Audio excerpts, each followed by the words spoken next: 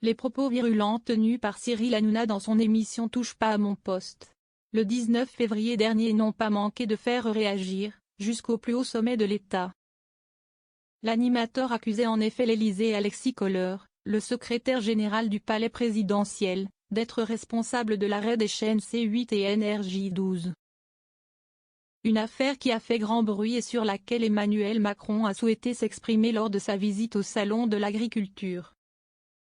Une décision indépendante du pouvoir politique. Interrogé sur la perte de fréquence de C8 et NRJ12 décidée par l'Arcom, le chef de l'État a d'abord tenu à rappeler son devoir de réserve. De là où je suis, je ne peux pas commenter des décisions qui sont prises par une autorité indépendante et qui appliquent la loi. Emmanuel Macron a insisté sur le fait que ces décisions ont été prises conformément à la loi et sous le contrôle du juge, qui les a confirmées suite au recours déposé. Le président a ainsi réfuté catégoriquement tout lien entre cette décision et de potentielles ambitions politiques de Cyril Hanouna. Ça n'est pas une décision politique. Une pensée pour les collaborateurs impactés.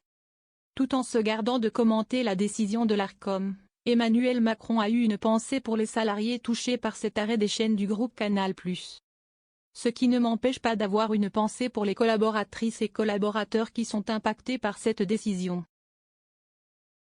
Et j'espère qu'ils pourront, dans le cadre des autorisations nouvelles qui leur ont été données sur le domaine hertzien, retrouver un avenir.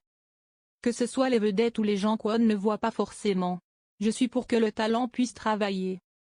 Une manière pour le président de montrer son soutien aux équipes, sans pour autant remettre en cause l'indépendance de l'autorité de régulation. Chacun doit rester dans son rôle. Pour Emmanuel Macron, cette affaire illustre l'importance de respecter la séparation des pouvoirs et l'état de droit. Il faut que chacun soit dans son rôle et que personne ne déborde, a-t-il martelé.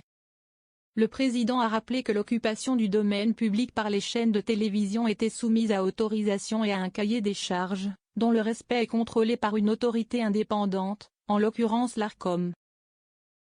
Une manière de couper court aux accusations de Cyril Hanouna et de réaffirmer les principes démocratiques qui régissent l'audiovisuel en France. Reste à savoir si ces explications suffiront à apaiser la colère de l'animateur star de C8.